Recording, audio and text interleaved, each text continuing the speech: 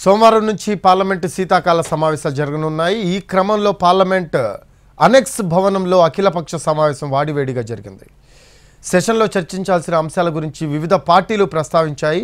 16 బిల్లులను ప్రవేశపెట్టనున్నట్టు కేంద్రం తెలిపింది. సభ సజావుగా సాగేందుకు సభ్యులంతా సహకరించాలని పార్లమెంటరీ వ్యవహారాల మంత్రి కిరణ్ రిజిజు కోరారు. పార్లమెంటు శీతాకాల సమావేశాల నేపథ్యంలో కేంద్రం అఖిలపక్ష సమావేశాన్ని ఏర్పాటు చేసింది. కేంద్ర పార్లమెంటరీ వ్యవహారాల మంత్రి కిరణ్ రిజిజు పార్లమెంటు ఉభయ సభల్లోని రాజకీయ పార్టీల ఫ్లోర్ లీడర్లతో సమావేశమయ్యారు. ఈ భేటీకి రక్షణ మంత్రి రాజ్నాథ్ సింగ్ అధ్యక్షత వహించారు. ఈ సమావేశం వాడివేడిగా జరిగింది. అదానీ గ్రూప్ పై అమెరికా చేసిన ఆరోపణలు, మణిపూర్లోని పరిస్థితులు తదితర విషయాలపై ఈ సమావేశంలో చర్చించాలని కాంగ్రెస్ డిమాండ్ చేసింది.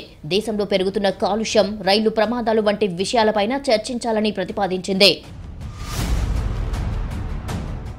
ప్రకృతి విపత్తులు సంభవించినప్పుడు వాటిని ఎలా ఎదుర్కోవాలి అనే అంశంపై చర్చించాలని తెలుగుదేశం పార్టీ అఖిలపక్షంలో కోరింది. నదుల అనుసంధానం అంశాన్ని కూడా ప్రస్తావించింది. గోదావరి, పెన్నా నదుల అనుసంధానంతో ఆంధ్రప్రదేశ్లో 10 లక్షల ఎకరాలకు సాగునీరు అందుతుందని ఎంపీ లావు కృష్ణదేవరాయలు అన్నారు. మొన్న విజయవాడలో మీరు అందరూ చూశారు, వరదలు వచ్చి పూర్తిగా ఒక సిటీ మొత్తం కూడా దాదాపు 10-15 రోజుల పాటు మునిగిపోయి ఇబ్బందులు పడ్డారు. కేవలం విజయవాడే కాదు, దేశంలో చాలా సిటీస్లో పరిస్థితి నెలకొని ఉంది. దీనిపైన డిస్కషన్ జరగాలి. దీనిపైన డిజాస్టర్ మేనేజ్మెంట్ ఫండ్ ఏ విధంగా ఉపయోగించబోతా ఉన్నాం, ప్రతి సిటీలో జరిగే డిజాస్టర్స్ని మనం ఏ విధంగా మనం పరిష్కరించగలమనే దానిపైన డిస్కషన్ జరగాలి. దాన్ని కోరడం జరిగింది. సభలో 16 బిల్లులు పెడతామని కేంద్రం చెప్పిందన్నారు బీఆర్ఎస్ ఎంపీ సురేష్ రెడ్డి. అయితే వాటితో పాటు 17వ బిల్లుగా ఫిరాయింపుల వ్యతిరేక బిల్లును ప్రవేశపెట్టాలని కోరినట్టు తెలిపారాయన. ఇటీవల కాలంలో చట్టసభల్లో పరిష్కరించుకోవాల్సిన అంశాలు కోర్టులకు వెళ్తున్నాయని గుర్తు చేశారు. 16 బిల్లు ఈ హౌస్ లో తీసుకొస్తాం ఈ సెషన్ లో అని చెప్పారు. ఈ 16 బిల్లుతో పాటు 17వ బిల్ యాంటీ డిఫెక్షన్ పైన తీసుకురావాలి. ఎందుకంటే యాంటీ డిఫెక్షన్ పైన గత 4-5 సంవత్సరాల నుంచి మీరు చూస్తున్నారు, అనేక అంశాలు కోర్టుకు వెళ్తున్నాయి. కోర్టుకు ఎందుకు వెళ్ళటం?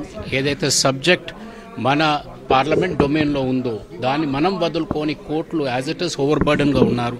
ఆ కోర్టులను ఇంకా ఇబ్బంది పెట్టే విధంగా వెళ్తుంది. కాబట్టి anti defection is a matter of concern, దీన్ని డీల్ చేయాలని చెప్పాము.